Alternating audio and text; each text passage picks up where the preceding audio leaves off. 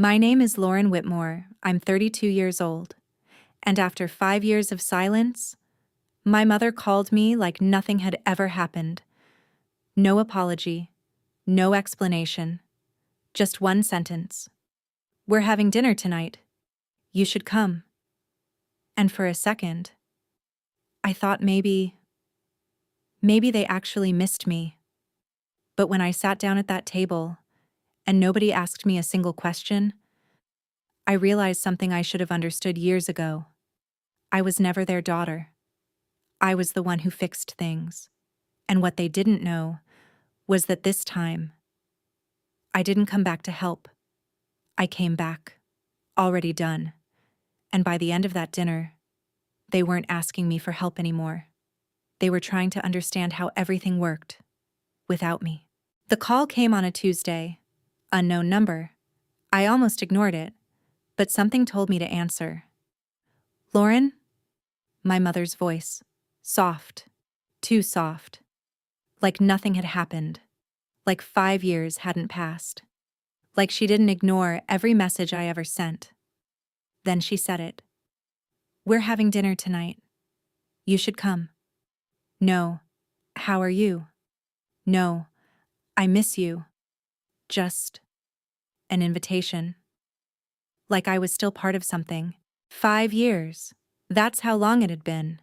No holidays, no birthdays, no calls, nothing. Not even when I changed jobs, not even when I moved cities. I stopped reaching out after year 2. Because silence eventually answers you. So hearing her voice now, it didn't feel warm. It felt strange. Like opening a door you already closed. People think you leave family after one big moment. You don't. You leave slowly, piece by piece, ignored calls, canceled plans, being the one who always shows up and never gets the same back.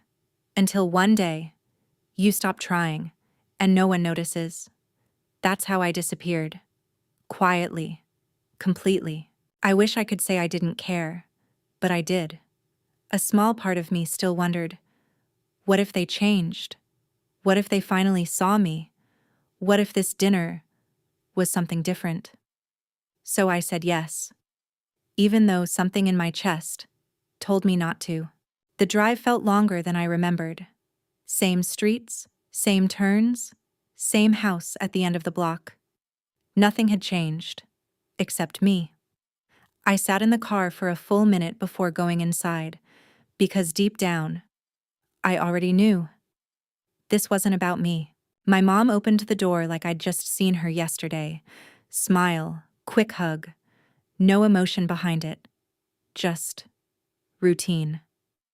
"Come in," she said, like I still belonged there, like I never left. That's when I felt it, that quiet shift inside me. Dinner started like nothing was wrong. My sister talked first, about how stressed she was. Work, her kids, her schedule.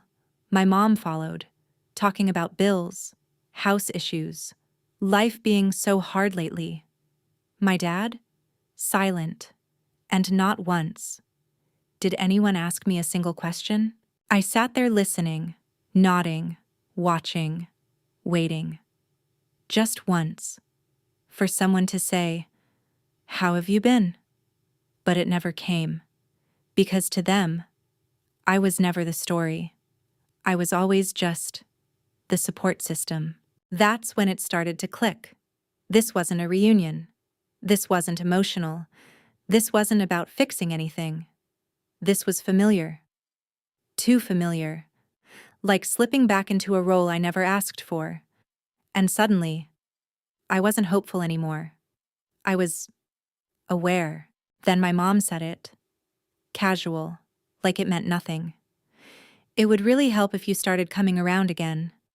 And that's when everything became clear. Not one mention of missing me, not one apology, just need.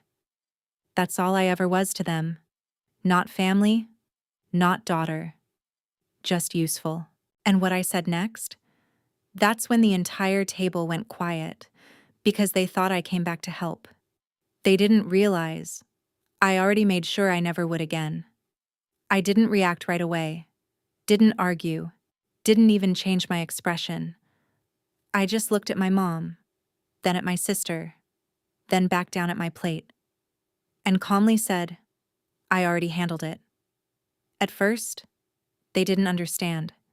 They thought I meant I'd think about it, or maybe that I agreed, but I didn't repeat myself, because I knew, in about 5 seconds, they would realize exactly what I meant. I set my glass down slowly. The daycare, the landlord, the backup sitter. Now they were paying attention, because those weren't random things. Those were the exact systems that always just worked for them. The things they never questioned, the things they assumed, handled themselves. But they didn't. I handled them. I reached into my bag. Not fast, not dramatic, just calm, and pulled out my phone, opened one screen, then turned it toward them. A list. Payments, transfers, names, hospital billing department, pharmacy charges, emergency childcare, dates going back years. All under one name, Lauren Whitmore. My sister leaned forward, confused at first, then quiet. What is that? I held eye contact. Everything you never asked about. My mom didn't speak, didn't interrupt. Because now, this wasn't emotional anymore, it was visible, trackable, real. Every payment on that screen had a logo beside it. Hospital billing, pharmacy, childcare center, dates, amounts, confirmations. Nothing dramatic, just proof. And that source was sitting right in front of them. Because sometimes the biggest betrayal isn't what they say to your face. It's what they do behind your back. I leaned back slightly, let them sit in it. You already put my name down again. No denial, no quick excuse, just silence. Because they didn't think I'd find out. They never do. They just assume I'll always be there. Automatically. Like I don't get a choice. My sister spoke first. Fast. Defensive. It's not a big deal, it's just in case. I didn't let her finish. Without asking me? That stopped her. Because there's no good answer to that. Not when you know exactly what you did. My mom jumped in next. Softer tone. Careful words. We just thought, since you're back. That word again. Like I had returned to a role. Like I belonged to a system. Not a family. I shook my head slightly. I didn't come back. And that landed. They stopped talking over me. For the first time that night, they were listening. For the first time. I wasn't adjusting to them. They were reacting to me, trying to figure out where they lost control. Because for years, they never had to ask. They just expected. And I always said yes.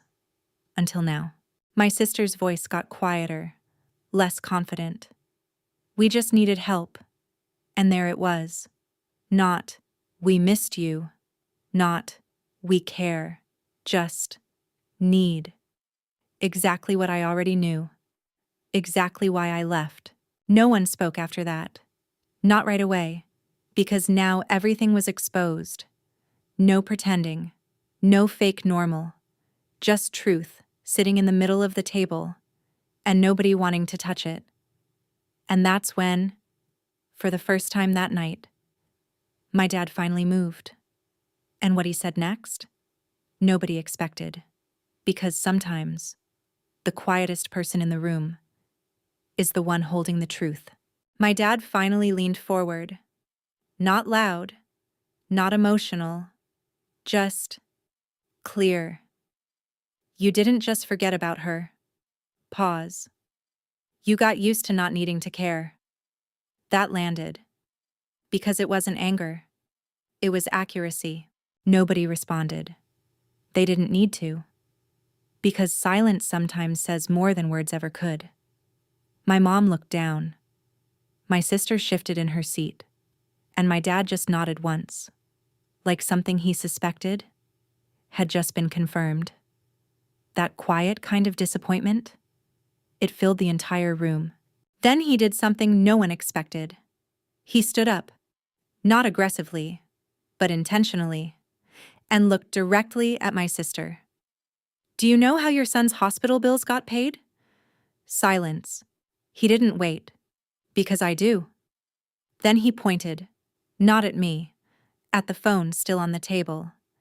"Every single time you said you were figuring it out." Pause. She already had. That was the moment. Not loud, not dramatic, but final. Because now, there was nothing left to deny. That one sentence changed the room.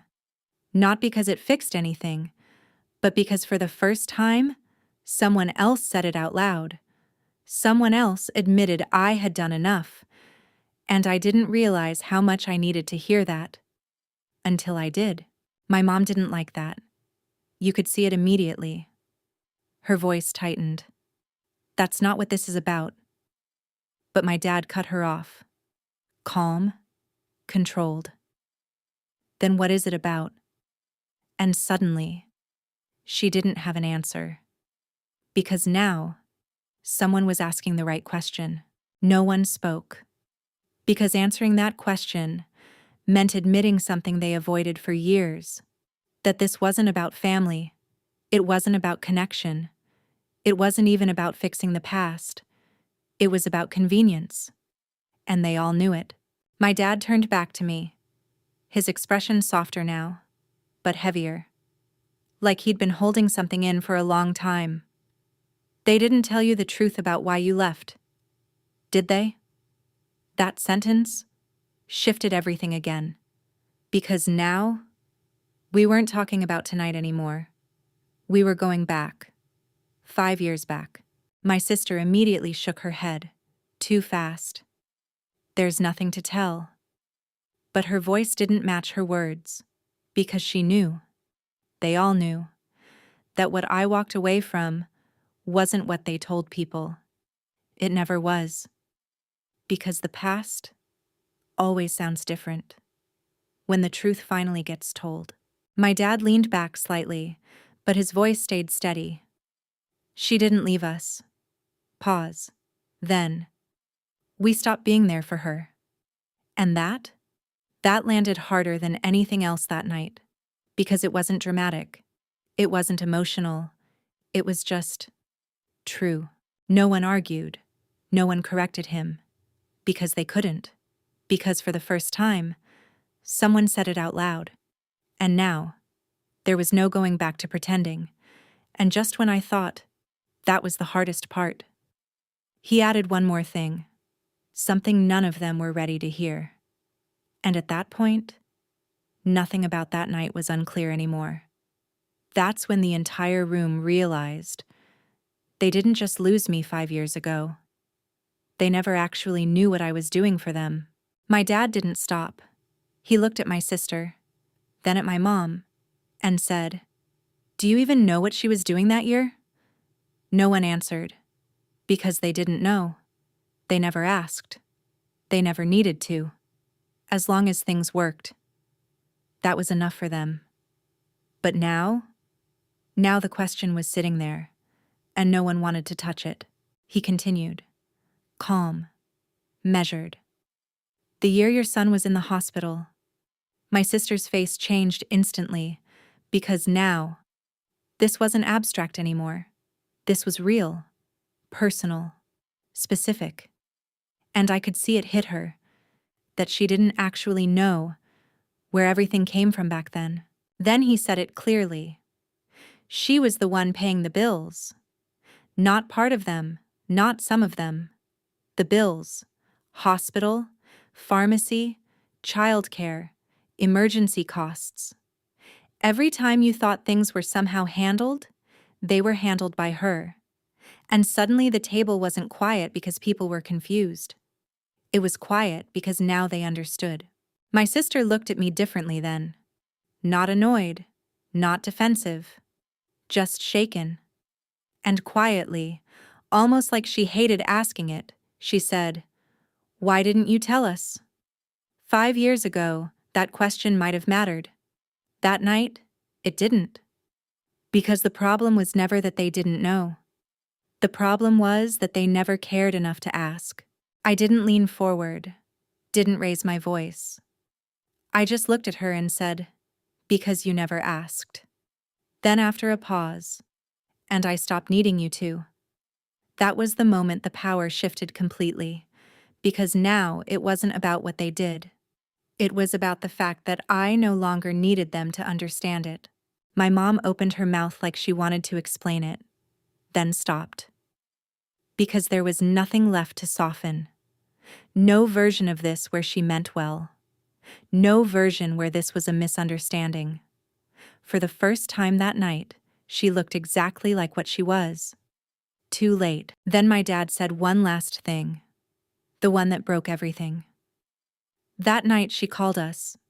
He paused, looked at both of them. She wasn't asking for help. Now they were listening. Fully. Because this was something they remembered. They just didn't understand it. He continued. She got the job offer.